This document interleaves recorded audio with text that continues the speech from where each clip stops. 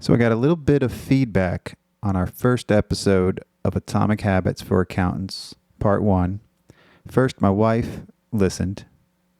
She said that I didn't introduce Twyla, so I thought I would do that now. She's kind of like Madonna in that she only needs to go by one name. Do you know any other Twylas in the accounting profession? Because I don't. She's the Fresh Princess. You can go back and listen to her full-length episode as a guest. It's one of our earliest episodes on the Sons of CPAs. So check out the episode titled The Fresh Princess. She is the distinguished director of the Accountant Channel and leader of the FreshBooks Accounting Partner Program.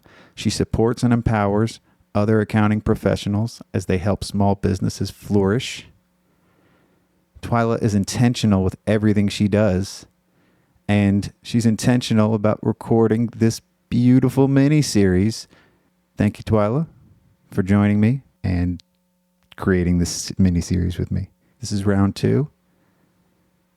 And also, another very special shout-out. Check out Vic, Vimo Bava, CPA, on Twitter. He's doing the VPD experiment, Twyla's baby. He's starting it. He's on day 5. Vic sent me a message on Twitter.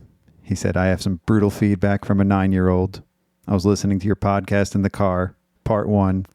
And in the intro, when you said, I am pumped, my kid said, he doesn't sound too pumped. Well, I better pump it up now, just for you, Drew.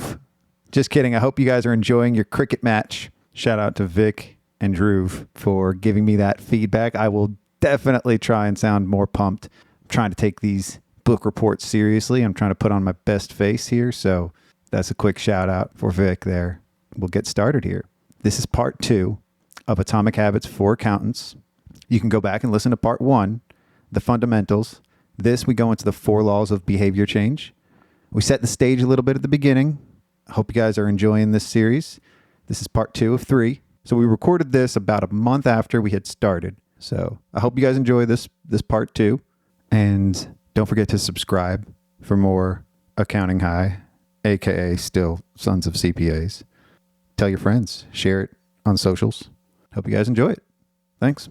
Hello and welcome to Fresh Book Reports, a mini-series brought to you by Accounting High, where we discuss books and topics that bridge the gap between mental, physical, and emotional health for you, the modern accounting professional, with your hosts, Scott Scarano and Twyla Verhelst.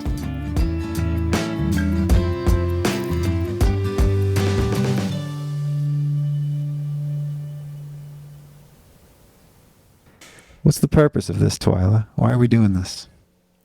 You know what? When we came together and had this idea to do this, we wanted to talk about books, give our take on books, and really share insights into what we got from reading books that maybe a lot of the profession has read before or the profession has never heard of before. As it relates to accounting, I read a lot of business books and a lot of like nonfiction type books. So I always ask potential clients and just people that I'm meeting with, what do they recommend? Books, podcasts, different content. And one thing that I get overwhelmingly a lot is Atomic Habits. First, fresh book report. That's today's conversation. Yeah, I'm excited about this book. The universe was telling me something when at least three different people had asked me if I had read this book. And 3 different areas of my life had asked me if I had read this book. So it's like, that tells you something when it's different areas of your life too. Yeah. Different audiences or different people. It was time to read this book. Yeah, habits are very, very powerful, and framing it the right way and how it relates to our life, our family, our business. You got to have your mental and physical health in check to be able to do anything else. Yep. Let's take a step back, because some people maybe never heard of this book versus other people listening have perhaps read it once or more. Shout out to James Clear, the author. Yep. He's built his brand around this book. This is like his magnum opus, his masterpiece. I think it's a masterpiece. And this is my 3rd time reading it. And I think I got more out of it this time than I did the first two times. Yeah. And interesting because as I've been reading this book, when you buy a certain car, all of a sudden you start seeing that car everywhere. I feel like when I started reading this book, now all of a sudden I see that others are reading this book. And I've seen other people saying similar, that they are rereading it, or that they almost make it an annual ritual with, say, the turn of the calendar or after tax time, that they reread this book. So rituals. We'll get into rituals.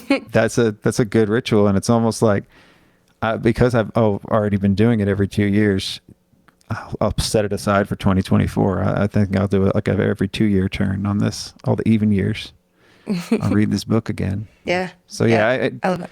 To me, I think it's the foundation of being mentally and physically fit, good habits, and building on those and evolving them over time. And my understanding of the book has evolved over time too. It's a great book and it's an easy read, but it's also something that changes based on your perspective and your worldview during that time. You may get different things out of it. Yeah, absolutely. We always get different things out of a book or a movie or a TV show, or in some cases a conversation. If you ever watch a conversation back, maybe you've rewatched or re-listened to the Sons of CPAs episodes, and you just hear different things each time, right? And so I think the books are magical like that you can reread the same book at a different point in your life and you pick up on different things based off what you need. So definitely a book worth reading over and over for that reason. So I think that happened a lot during our conversations, and that's why I wanted to do this, because we tend to focus on a lot of the same things in our interactions, and a lot of that does surround mental health, physical health, and emotional health. And we can get into the emotional side later. I don't think this really goes too deep into it, but to be continued on the emotional side. Yeah, maybe the next book, maybe there's an Easter egg there. Yeah. I think that James Clear does a really good job at the beginning of this book of setting the stage about the content to come. And I think we all probably know in one way or another, said one way or another, that habits are a good thing to have, that doing small things leads to results, that we kind of know that in some capacity. But I think he did a really good job of outlaying just exactly what impact that can have. And I think just the way he spells it out really, for me, got me invested in why I should be taking habits more seriously and making them part of my day-to-day. Because I think I have a lot of habits and probably some good and some bad. Good or bad. It wasn't ever, when you talk about attention or even intention, not necessarily as intentional as it could have been, versus the way he laid it out. It's like, this is worth spending some time on, not unlike your practice where, you're trying to spend time maybe on workflows or processes or systems, that it's the same idea of like, why would you take that time to pause and invest in kind of a step back to take some steps forward? And I thought he did a good job of, I'll say, selling that to me, like really explaining it to me in a way that I was bought into, saying, okay, I want to know more about the details about why habits are important. Well, they can be the foundation of your identity. We talked about the foundation and the fundamentals. And if you need a refresher on those fundamentals, pause this and check out our first part in this series, Atomic Habits for Accountants. Do you want to start with the 4 laws of behavior change? You want to go over what those are? Yeah, let's go over those, because I found those really they layered onto one another. So yeah, let's start there with what he identifies. So the first of 4 laws of behavior change is to make it obvious. What did you get from that law, Scott? What does make it obvious mean to you? Yeah, so designing your environment around those habits to make them easier. And with that one, immediately just think of breaking bad habits and making invisible. The beauty of this is each one of these laws of behavior change are inverted or reversed to break bad habit. So to build a good habit is make it obvious, but to break a bad habit, make it invisible. Definitely relate to making it invisible. And a big habit that I broke was last year was medication that I used to take, Klonopin, anti-anxiety. And in order to make that invisible, I got rid of all of it. It didn't go refill it. I didn't keep some as a stockpile just in case I needed it.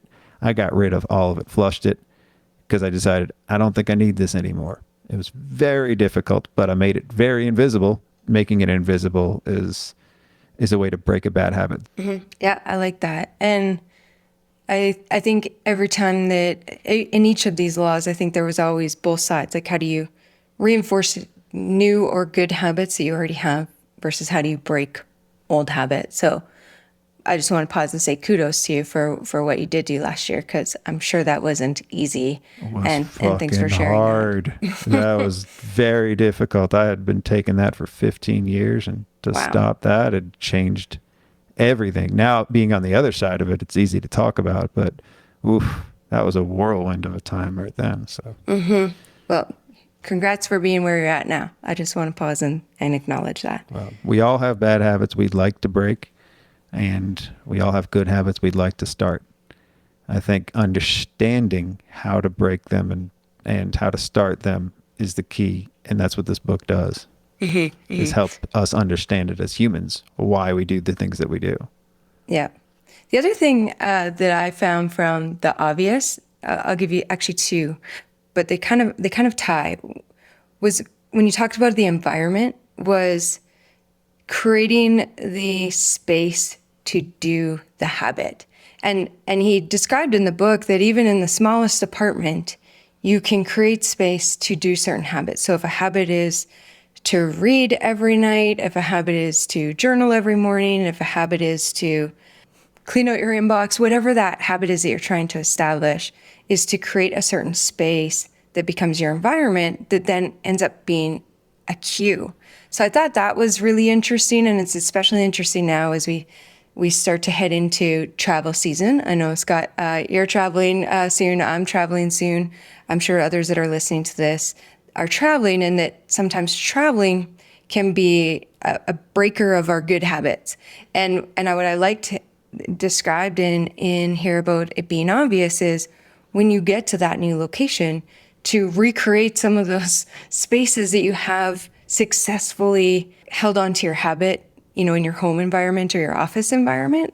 So I really loved thinking about that and how I haven't been somebody who does that, or at least not consistently. But I'll tell you now, when I travel in a few weeks, I'm going to try that. I'm going to try it on to see if I can keep up some of the habits that I've built here and recreate them, and not be I'm the person who breaks habits when I travel, but rather my identity being I'm the person who keeps habits when I travel. Yeah. And have a plan for if things break down, and have a plan to get back on track too. Definitely have a plan to keep the habits that I have started to form again over the past few months as I travel over the next few months. So I've been home for about 3 months plus, and I'm going to be away for a few months. I'm going to try to keep things tight while I'm away too. We'll see how that goes. I'll check back in on that. Well, some of the travels we can, if you go further into the book, they talk about accountability partners. We can do some check-ins on one another because we'll be traveling to similar places or same places. So we'll be able to do that. In the beginning, too, part of making it obvious is to identify things. And he talks about a habit scorecard to evaluate what your current habits are and make it in plain sight, because we tend to be in denial about the things we are or are not doing. In general, our minds are fuzzy places, and, oh yeah, I did that every day for the past few days. If you're not tracking it, you probably didn't do it for a couple days at a time. You just did it today, so let's be real and track things. That's something I'm doing now, is tracking a lot of different habits every day. And if I miss a day, I know because I'm tracking them every day, and that's part of the habit. The habit is to track them. Mm-hmm. So that's the habit that I have to keep up with. And if I can do that, then I can see everything else that I'm doing or not doing. All right, let's circle back on that habit tracking that you're doing when we get further into the laws, because I think that's going to be tied in one of the next laws. For sure. But let's talk about the second law, which is to make it attractive. What does this mean to you when you hear make it attractive? Satisfying. I think that a lot of things that we do repeatedly because we enjoy them, especially in the short term. So I'll go into the bad habit part of this. Bad habits tend to be very, very easy and satisfying in the short term. Good habits can be very difficult and just hard to keep up with in the short term because there's nothing that satisfying. It's hard. It's hard to work out every day. It's hard to change how you do something the way you naturally feel. Like you're changing your muscle memory, you're changing your routines, and it's going to hurt. Making it attractive, first, we have to create the desire to do whatever it is you're trying to do, because the first few times you do it, it might feel good, proud of yourself, but then it could get boring. It could get too routine. You fall back into that's why everybody always falls back into their bad habits, because the bad habits are comfortable. They're easy to just sit on the couch and watch TV, right? After a long day, you're stressed. You don't feel like, doing all these great things because you're not that motivated anymore. It's like, that exhale of pouring a glass of wine and just sitting and watching TV, which in the book he says that does sound good, but that quickly becomes a habit, right? Well, something else that was inside of when he was explaining that law of making it attractive that I thought was interesting was, I think he called it temptation bundling. Temptation building. There was one that was actually temptation bundling. Yeah. And that was basically bundle together what you want to do with what you need to do.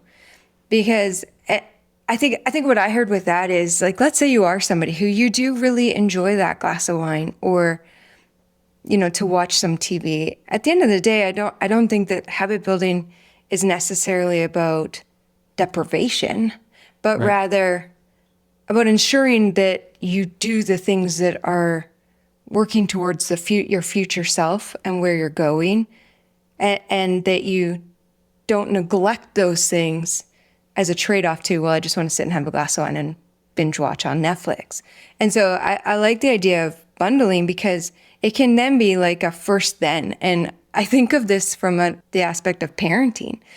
I don't know how you parent in your house, Scott, especially with your when your kids are younger. Sometimes with my daughter, we have to do first we're going to do this, and then we get to do that. And you tie them together. And then it's almost like these little rewards. Now you want to make sure that you don't have probably too many of those rewards because they can lead to a series of bad habits. But to put things together of like maybe something that's a little less attractive, but you tie it with something that is attractive to incent yourself or motivate yourself to do both of them. And that creates a loop. That creates a habit loop because then you want that reward. So rewarding yourself with something, obviously with kids, that makes it easy. You clean your room, you do this, you get this, or we'll go out for ice cream, or you get your allowance or whatever, right? Yeah. And you want to be intentional about the rewards that are given too. Like you said, you want to reinforce the identity and the person you want to become. So if you are trying to be more healthy, you don't reward it with ice cream. You don't reward working out with some fresh ice cream or cookies and things like that. Like you gotta align who you want to be with the right rewards too. So yeah, for sure. Absolutely. The reward can't be you basically just lost everything you did that was good. It's got to be something that, like you said, contributes to the identity of who you want to be and how you want to show up. I love rewarding myself when it comes to things like workouts. I love rewarding myself with things like, if I do it this many workouts, this many back to back, that then I will buy something that gets me more excited about working out. So it might be like new runners or Lululemon or something like that they tie together. Yeah. But it still feels good to get something new and that I rewarded myself for my habits. Or new clothes. Like if you're trimming, you're going to have to get new pants. Yep. right? So you get to go shopping. Exactly. You reward yourself with that. And then he says, humans are herd animals. We imitate the close, the many, and the powerful, right? So surrounding yourself with the right people that are going to reinforce those habits will make it more attractive in turn. If you join a club like the Run Club or something that you want to start doing, find people with social media now and with, different apps like the Meetup app and all those. It's easy to find people that have aligned interests and who you want to be, and they will help reinforce that too. Yeah. So. Yeah. It makes our peer-to-peer groups, even in the profession, that much more powerful too, right? Because a lot of times inside of this profession, if we look, we can find people who are working on something similar or going through something similar in our profession. And so the peer groups and the community that this profession has, when I read that, I instantly thought about the accounting profession and how we've really elevated this and not necessarily realized the impact that it's had on us as a community or being part of a group. Yeah. Well, I recognize that every day, that when I wasn't part of a larger group of people that were doing things similarly, then I felt like I was alone doing this differently. I felt like I was different, and maybe I was doing things differently. And sometimes in some senses it was okay to do that, but it wasn't very reinforcing. And it was always be easy to fall back into old ways of doing things at the firm. If I had this new idea from somebody and I see other people that are actually doing it, then it's easy to continue because you can see there's an end in sight. Especially changing things is hard. Changing routines on how you do things and changing your processes, changing the way that you manage or the way that you are as a leader. And so it's very powerful to have other people around you that are doing it the right way and surround yourself with that. So that's good. How about making it easy? The third law of behavior change. Yep. Make it easy.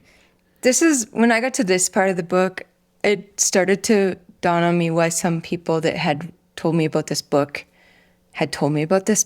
because it was inside of the video per day experiment, and the parameters and framework that I had set up for the video per day experiment was record 1 video per day, 1 minute per day, 30 days, and talk about whatever you want to talk about. And that was really by design to make it as easy and frictionless as possible. And I really was trying to give a framework that I used to call this setting you up for success. Even if you don't feel like doing it, it doesn't feel like an insurmountable task. And so I really enjoyed this part of the book because that clarity came for me around that experiment that I created. But then I also recognize that there's times that I want to do something or create a new habit or do something consistently that I don't put that into practice, where I think I'm going to do, if we go back to even the idea of workouts, I'm going to work out for an hour a day for the next 30 days. And that's probably not setting myself up for success, because it means that every day, no matter what I've got going on and how I'm feeling that day or how much sleep I got the night before, I got to carve out an entire hour. So I love that he said similar, where it's like, set up your habit to be less than 2 minutes, he said, and that it be something that you would do even if you don't feel like doing it. Yeah. So automaticity, I think that's how you pronounce it, is performance without thinking. So that's making things automatic. That's muscle memory. That's the way I describe it. That's when a habit gets easy and it gets automatic, that's when it gets atomic. I think that's where the name of the book comes from, right? And if you can make the good things automatic, and he talks about a lot of ways to make them automatic, because our motivation is to be lazy and to do what's easy and what fits into the flow of your life, right? And if you can make the good things part of your life flow from when you get up to when you go to bed, everything else becomes easier. So, he talks about rituals and those decisive moments, right? So if you start your day with the right choice it leads to the next choice, and it gets into like habit stacking too, is going to probably be the right one if you've stacked them the right way and you've already put yourself ahead of the game. Even if you make another bad choice in the middle there, if the next decisive moment is the right one, then you're still on the trajectory to have a great day, life, and everything moving forward. I think as that relates to using technology to automate things. So whether it's in life or in accounting, we all know this, that if you can automate something, it leaves a lot more space to guarantee better results and to spend more time on other things and to use your mental energy in the right places and not have to think about doing this. And so automation is key to this. They also talk about a commitment device. I think that's what this book reports is my commitment device to read more books. That's in the long term. This is my commitment device, right? Yeah. Lock in future behaviors with that commitment device. And that can be, do you have a commitment device? Do you have something that you've done or a way to guarantee future results? You know what? For me, I tend to, at the turn of each calendar, I decide what do I want to achieve personally, professionally, and then whether it's self-care or something for myself. Mm-hmm. When I say personal, I mean more my personal relationships, professional, career, life, and then something self-care. Mm-hmm. Yeah. And so usually those are my commitments, and I write those out. I decide that I want to do those, and then I actually tuck them away because I break them down into something smaller. So this is where, again, there's some elements of this book that I was doing without recognizing why I was doing it, why I should keep doing it, and what impact it was having, or where I should refine my process. But I like having those, here's where I'm headed, and this is what I'm agreeing to.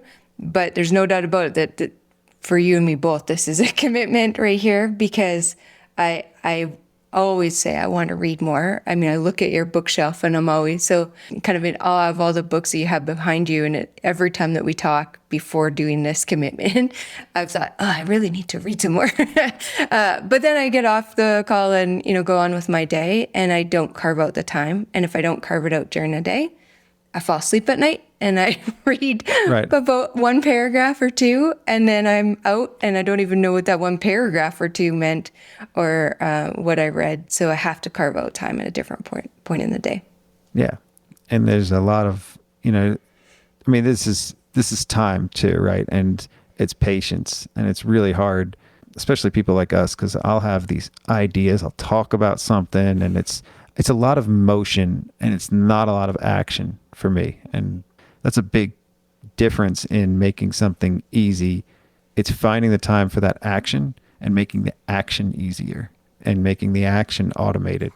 Because the motion is just, it doesn't matter what you say. If you don't actually do what you say you're going to do, then you're just full of shit, right?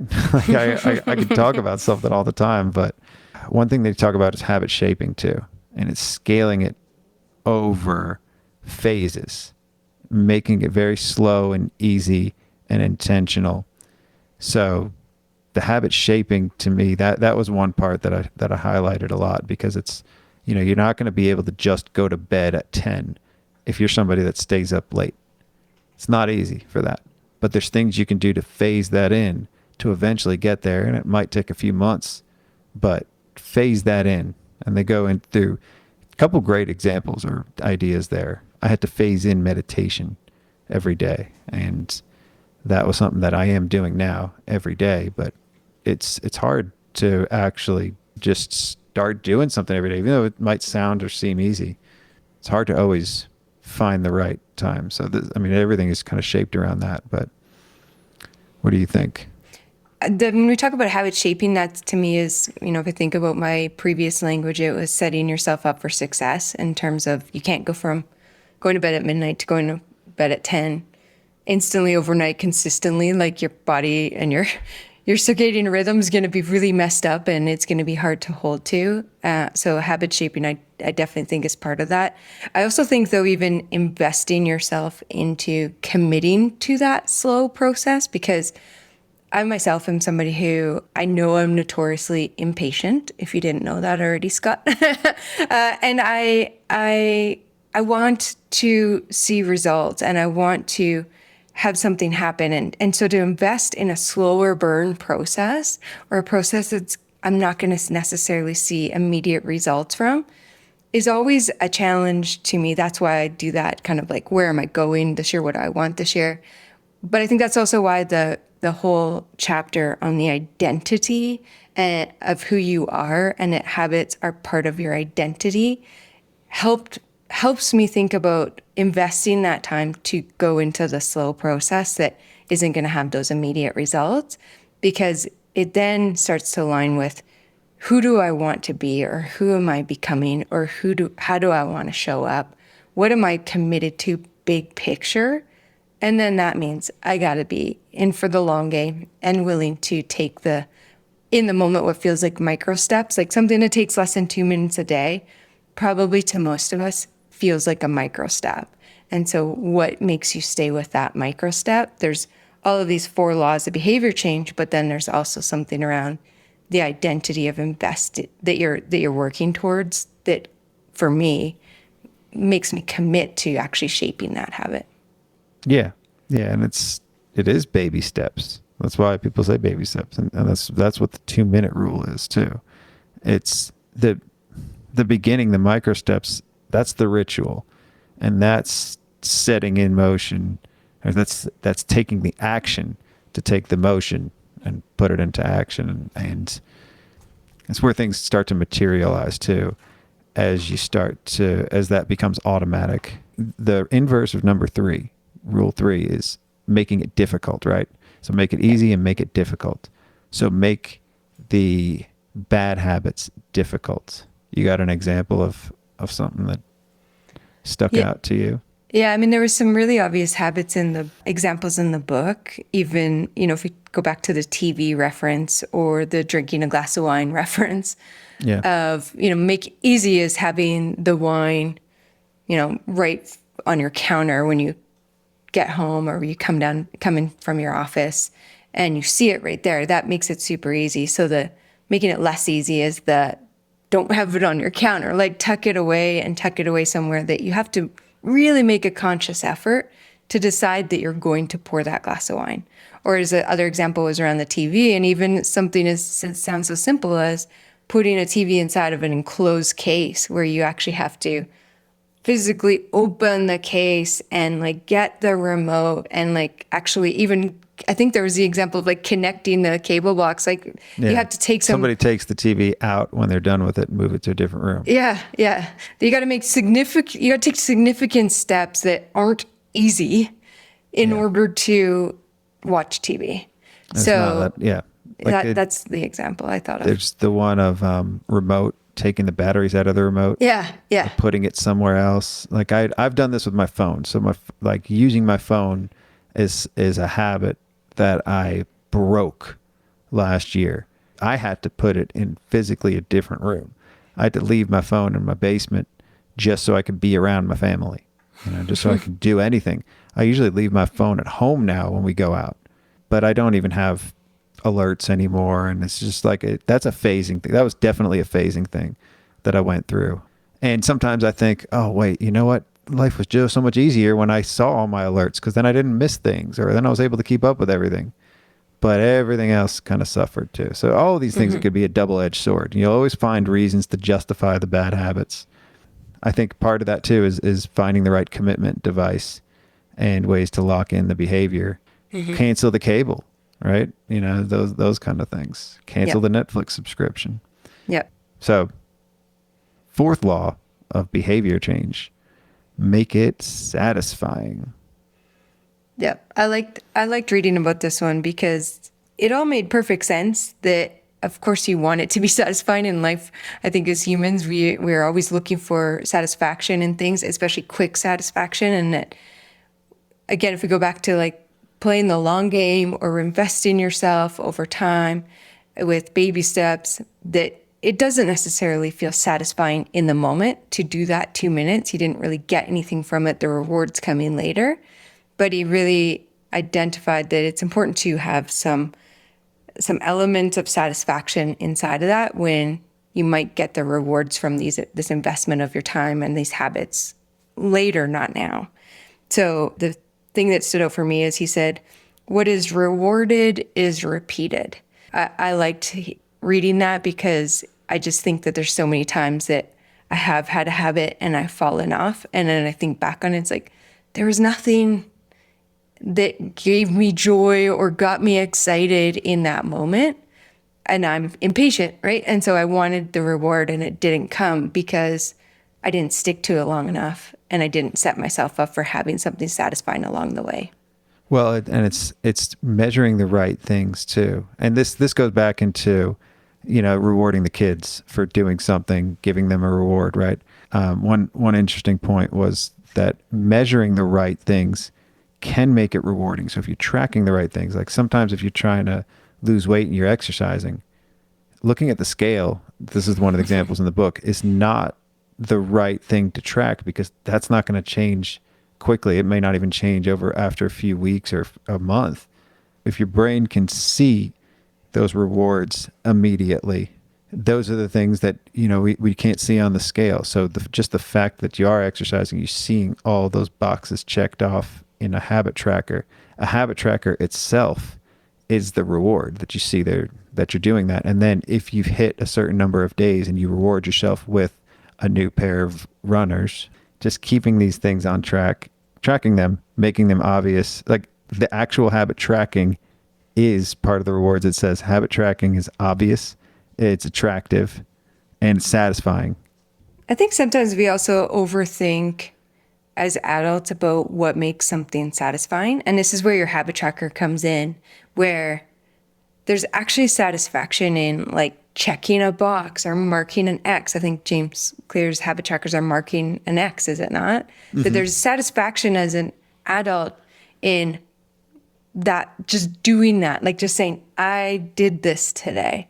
And I've been known to tell people that if I start my day without doing my to-do list and I actually got a couple things done, I will put those things onto my to-do list when I do create it and check them off. Yes. So that's clear that we get satisfaction from, I did that. Or in the case of his tracker, it's the X. And it's the sense of accomplishment. Exactly. Right? And that you're making progress, that you're doing something. And I think to me, each time that you like make a check mark or mark off the X, it's almost like this little mini recommitment to why you started this in the first place. Versus if you don't actually physically do that, you can get detached from why did I say I was going to read a page every day? What does that really matter? Right. Versus and almost like mindfully let that habit go versus actually checking it off or marking off an X where it's like, yes, this is what I said I was going to do. Well, and it all leads into things over time too. So if, when you look at that and you see that all of those X's and you see you've accomplished that, it's like, okay, all of this. And then all of a sudden the scale looks, you hadn't checked the scale in a few weeks or a month. And then wait, I'd lost 10 pounds, all the things like at our firm, it's like all the things that I changed that were hard to change. Now we look at the bottom line or we look at the other metrics and the other things. So it's tracking the right things too. So we track leading indicators at the firm and we track all of the things. And basically that's the habits, all of the right things that we could be doing, the number of client meetings, or that is time blocking, these different things that they're tracking. And just the fact that they're tracking it and we're looking at it each week leads to less turnover for clients, for me, I track how many hours I slept, and that's something I track anyway, but it does result in better numbers, better sales numbers too. We look at the correlation between those. So we track our leading indicators there. So at your firm, if you could find different things that if I did this, it should lead to the right results, and keep that loop open, because as you can reinforce those if you see that there is a correlation between doing one thing and it leading to something else. Do you have any good leading indicators that come to mind? Yeah, sleep for me is a big one, for sure. I think sleep's so important in terms of how much sleep I get. And for me, it's not sales calls, but it's more so around. I like to have time where I can be creative and just sit and think, because I spend so much time absorbing ideas from accounting professionals, and whether that's in calls or it's on social or from through my team, and they just talk to some accounting professionals. And I really, if I don't take the time to actually sit with that and say, what can we do with this? What can we create for content, or what can I speak to or give back? What can we give to the profession that might be helpful? I find that if I don't have enough sleep, that even if I have those moments to do it, I'm not very good at it, because I'm tired and I'm thinking about the other things I need to do, versus it's like, no, this is my creative time and I love this time when I'm refreshed versus when I'm not. It's kind of feels almost like a waste, and I end up like, oh, I'll do this another day. And then I go on and check off some other things on my to-do list, which end up being the black hole of email or some of the things that we all kind of have sitting in the background.